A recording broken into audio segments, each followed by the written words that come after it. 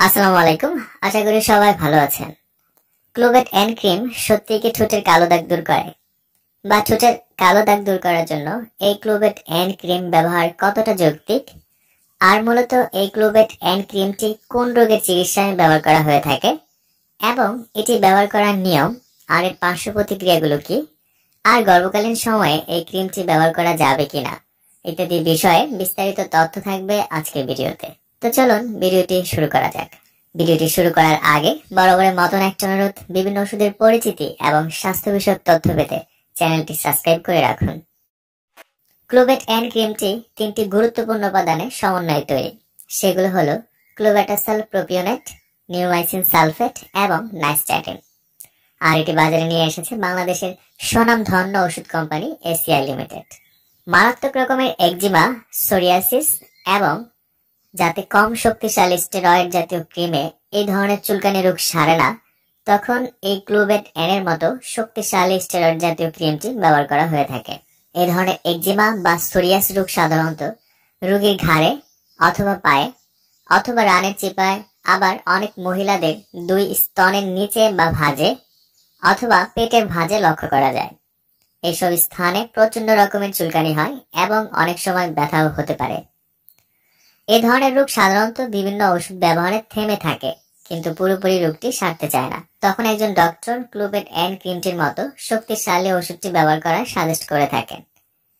আর এই ক্লোভেট এন্ড ক্রিমটি এতটাই শক্তিশালী যে এই ক্রিমটি ডক্টর 7 দিনের বেশি ব্যবহার করা থেকে বিরত থাকতে বলেন।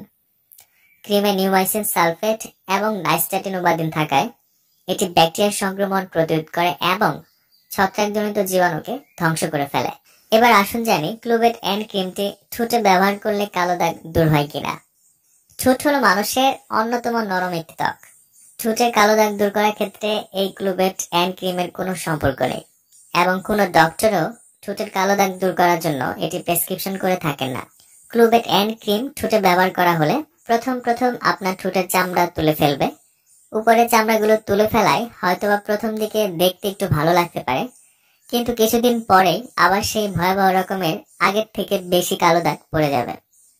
তাই মুখে বা ঠোঁটে বা এরকম সংবেদনশীল ত্বকে এই ধরনের শক্তিশালী স্টেরয়েড জাতীয় ক্রিমটি ব্যবহার থেকে বিরত থাকুন। মনে রাখবেন, যত্রতত্র ব্যবহারে এটি আপনার বিপদ বয়ে নিয়ে আসতে পারে। একজিমা বা সোরিয়াস রোগের ক্ষেত্রে এই ক্রিমটি দিনে 2 বেলা ব্যবহার করতে হবে, আর আক্রান্ত স্থানে খুবই পাতলা করে মালিশ করতে হবে। ব্যবহারের মাত্রা খুব বেশি পুরো হলে চামড়া উঠে যেতে পারে। একটানা 7 থেকে 10 দিন ব্যবহারের পরেও যদি আপনার কোনো উন্নতি না হয়, সেক্ষেত্রে আপনার ডক্টরের পরামর্শ গ্রহণ করুন। ক্লোভেট এন্ড ক্রিম ব্যবহারে কোনো ধরনের জ্বালাপোড়া চুলকানি শুরু হলে এটি ব্যবহার বন্ধ রাখুন। 2 বছরের নিচে শিশুদের ক্ষেত্রে এই ক্রিমটি ব্যবহার করা যাবে না।